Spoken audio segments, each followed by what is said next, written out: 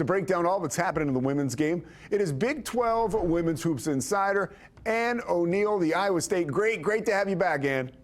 Hey, so happy to be here with you guys. Well, in our previous segment, we took a look at some bubble teams that are picking up momentum. That was on the men's side. Let's continue here. Which team have really stepped up this week and have made themselves pretty much available for the possibility of getting into the tournament? Well, one of the teams I'm really liking right now is the Arizona Wildcats. They've won 3 games in a row over Kansas, Cincinnati, and number 16, West Virginia. In those 3 victories, the Wildcats defense was on lockdown, holding them to 61 points per game. And offensively, they were on fire, shooting 50% from the field, 40% from 3, and had 16 assists. I love the balanced team effort, and in each one of those 3 wins, they had 4 players in double figures, including Paulina Paris and Skylar Jones. But it starts with the sophomore point guard, Jada Williams. She is consistently playing over 35 minutes a game, shooting the ball well, and y'all, she just brings that juice for the Wildcats. This is a young Arizona squad, but Coach Barnes has them playing their best basketball. They're on that upward trajectory, and you're really starting to peak at the right time for Big 12 play. I was doing the men's game at Tucson, and I saw Jada Williams pass me in the hall, and I was like, Jada. I was like, it was like a star sighting. I was like totally shocked. You were a fanboy? Oh, totally fanboy now. Pete, you got to be better than that. You have a job to do, Pete. But it's okay. Another team following Arizona coming into the first year in the Big 12 is Colorado, and they're on the rise. Winners of 2 straight, including knocking off number 10 Kansas State. How are the Buffaloes getting it done?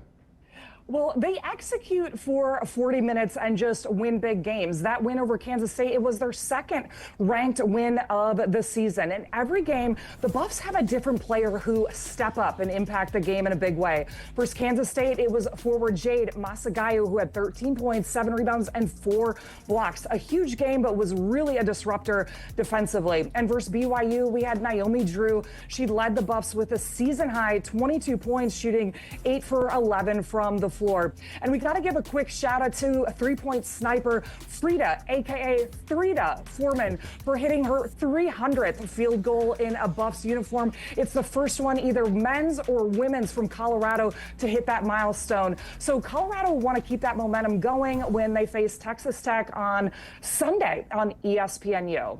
Frida is an absolute fire nickname. I love that right there. But one team who's on fire, considered a lock for postseason play, is number 9 TCU. It almost seems as if things are getting back on track for the Horned Frogs after last week's loss to Oklahoma State.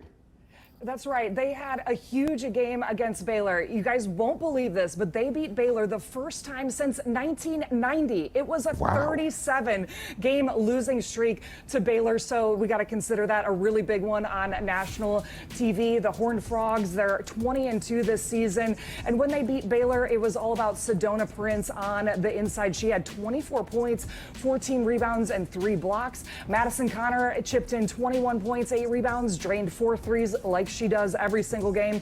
And then we also want to mention this huge honor for point guard Hailey Van Lith. She was named Team USA's 2024 3x3 Player of the Year. She brought home the bronze medal when she played in the Paris Olympics, and she's been all gas and no breaks in the Big 12 Conference ever since then. So congrats to Hailey Van Lith on that huge honor.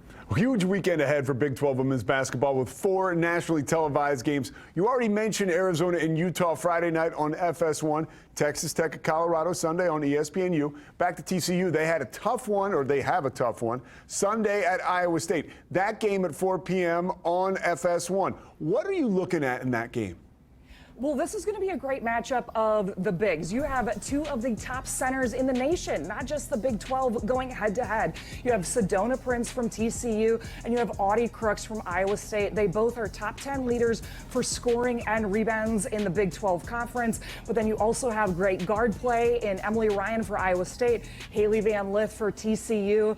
So we've got great matchups all around in this game. But what I also know is going to happen is that the fans are going to show up and try to bring that Hilton magic into that Sunday matinee versus TCU. Yeah, the crowds this year have been amazing watching women's college basketball around the Big 12, and it has had a real impact on some of these games. Hey, you talk about great matchups. Well, we have another one. In Top 25 Showdown, Saturday on ESPNU, number 24.